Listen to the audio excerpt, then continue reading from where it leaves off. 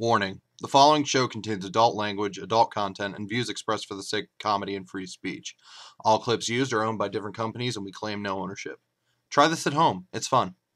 Songs about pizza, burritos, money-grubbing whores, cherry pie, and more coming up on this episode of Album Reviews with Master Exploder. 2, 3, 4, get out for KG, get out for me.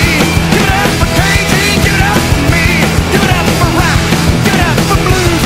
Get out for everything that is ever new. The rock the socks off, moving the rock the shit up, girl.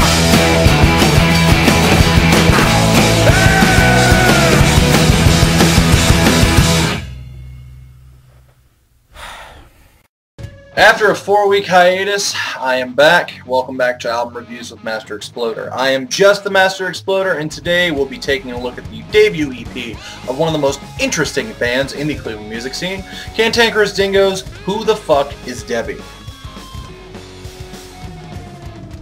I was first introduced to the Dingos in July of 2011 at the Coventry Metal Fest.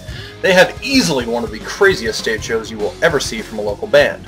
Their stage show is like a local version of Guar without the monster image. During their show, it is not uncommon to see such familiar faces as Jesus, Santa, the Burrito Bandit, and more. Frank shredding on guitar while singing in a rich baritone voice, Joss slapping on the bass like a Les Claypool prodigy, and Mark having a full-on seizure while drumming. You have a recipe for a beautiful disaster that just so happens to make some of the most catchiest damn music in this scene.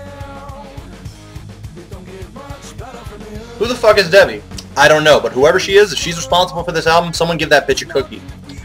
8 solid tracks clocking in at 35 minutes of fun, emotion, and catchiness.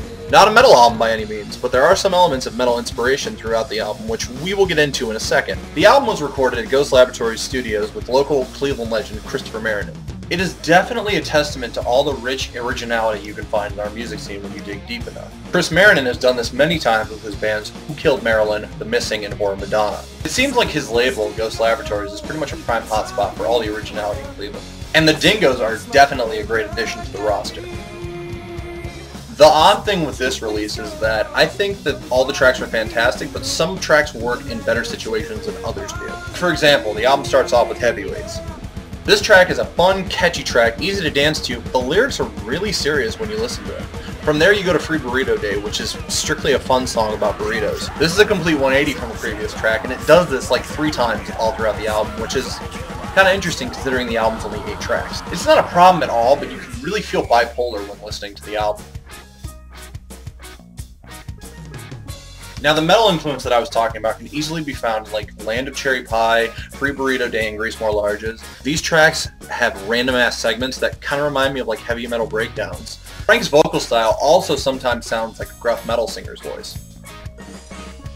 Pretty much the only thing I can really find that's a downside, and even though it's not really a downside at all, it's just kind of noticeable, is that some of the rhythms of the tracks are slightly slower on the tracks than they are when they're performed live. Like I said, it's not a problem at all, it's just kind of noticeable, especially in tracks like Grease More Larges. You want to see how fast they play Grease More Larges, go to this link right here.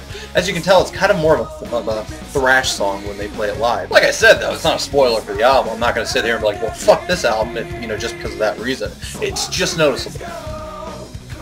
What we have here, gentlemen, is something different, and in this case, different means great. This is not your typical album, and it kind of brings everybody together. I've had metalheads rock out to it, skankers, those are the ska kids for people who don't know what skankers are. I've had skankers walk out to it, punk rock kids rock out to it, and more. This is really just a banner for unity among music fans, and the band have my undying respect for putting it out. Chris Marinin, if you're watching this, fantastic fucking job engineering it. Sounds great. And to the Dingos, congratulations. Who the Fuck is Debbie can now carry the 3 fat guys talking about metal seal of approval.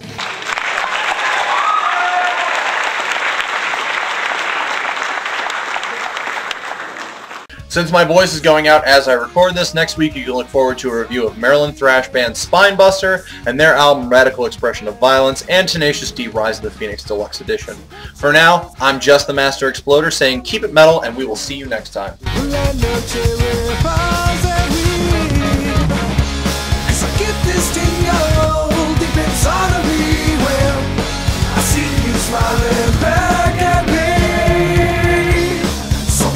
Please go, come follow me to the land of cherry pies and